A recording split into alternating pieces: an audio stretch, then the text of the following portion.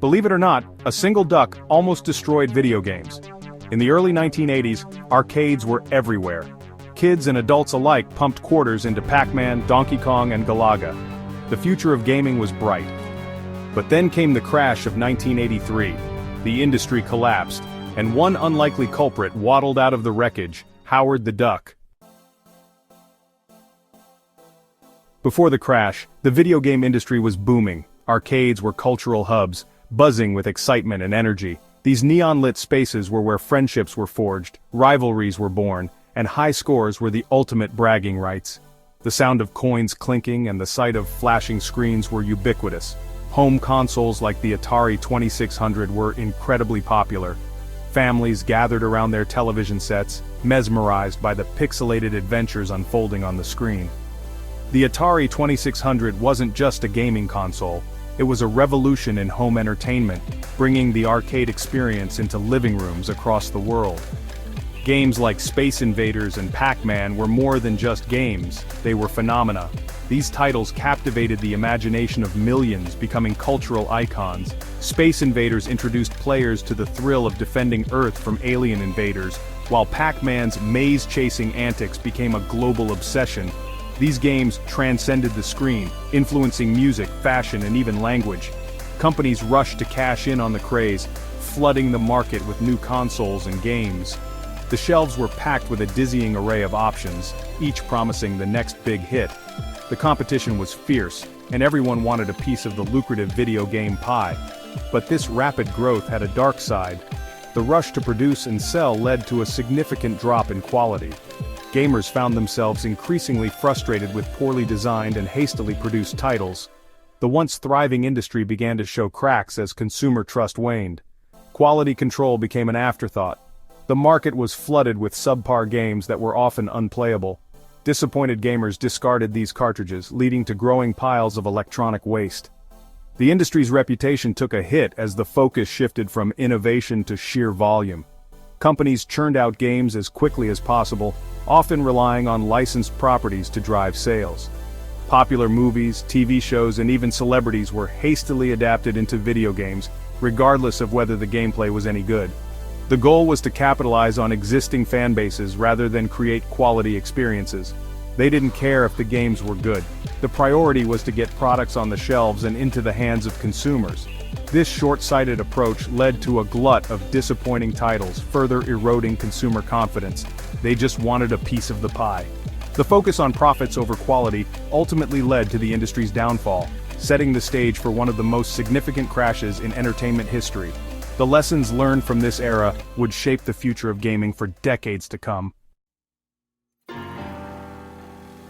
Enter Howard the Duck, a character that would go down in history for all the wrong reasons. Created by Steve Gerber and Val Mayerik, Howard the Duck first appeared in Marvel Comics in 1973. He was unlike any other character at the time.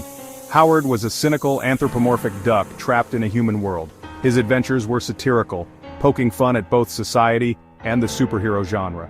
Despite his odd premise, Howard was a cult hit in comics. Fans loved his irreverent humor and unique perspective. In 1986, George Lucas, riding high on the success of Star Wars, decided to bring Howard to the big screen. It seemed like a match made in heaven. However, the movie was a notorious flop. Audiences were baffled and critics were merciless.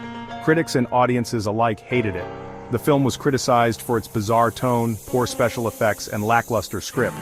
But before the cinematic stink bomb even hit theaters, a video game tie-in was already in development. The game was meant to capitalize on the anticipated success of the movie. Little did anyone know, this game would become infamous in its own right. Just like the movie, the game was poorly received, criticized for its clunky controls and uninspired gameplay.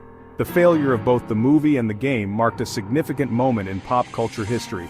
It was a cautionary tale about the risks of adapting niche comic book characters to other media. Despite these setbacks, Howard the Duck remains a beloved character among comic book fans. His legacy lives on, a testament to the enduring appeal of his quirky, satirical adventures. Section 4. Quacking Up the Howard the Duck Game Debacle. The Howard the Duck game was released in 1986 for various computer systems. Developed by the now-defunct company Trax, the game was a mess. It bore little resemblance to the movie or the comic. The graphics were terrible, even for the time. The gameplay was clunky and frustrating. Players controlled Howard as he wandered through a series of nonsensical levels, battling enemies with his quack fu. It was a bizarre, incoherent experience that left players wondering what they had just played. Section 5, Crash and Burn, a duck amongst the debris. The Howard the Duck game was a microcosm of the problems plaguing the video game industry. It was a rushed, low-quality product designed to capitalize on a popular license. It failed spectacularly, and it wasn't alone. The market was saturated with terrible games. Consumers, tired of being burned, stopped buying, the industry crashed, companies went bankrupt, millions of unsold game cartridges ended up in landfills. The video game industry was on the brink of collapse. Section 6, Rising from the Ashes, a new era of gaming. The crash of 1983 was a dark time for video games, but it was also a wake-up call. The industry learned valuable lessons. Quality mattered. Rushed games wouldn't cut it. Companies had to adapt or die, and adapt they did. Nintendo, a Japanese company, emerged as the savior of video games. With its strict quality control standards and innovative games like Super Mario Bros. And The Legend of Zelda, Nintendo revived the industry. The rest, as they say, is history. Section 7, Lessons Learned, Quality over Quicksilver. The story of Howard the Duck and the video game crash of 1983 is a cautionary tale. It serves as a stark reminder of what can happen when the focus shifts from quality to quick profits. During this period, the market was flooded with poorly made games, leading to a loss of consumer trust and a significant downturn in the industry. Howard the Duck, a character that was supposed to be a hit, ended up symbolizing the pitfalls of rushing to market without ensuring quality.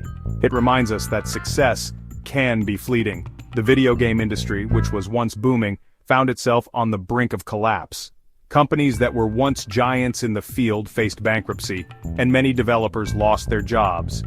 This period of uncertainty forced the industry to take a hard look at its practices and make necessary changes. It teaches us that quality matters. In the aftermath of the crash, the industry began to prioritize quality over quantity. Developers started to focus on creating games that were not only entertaining, but also well-crafted and innovative. This shift in focus helped to restore consumer confidence and set the stage for the industry's resurgence. It shows us that even the most cynical duck can inadvertently change the course of history.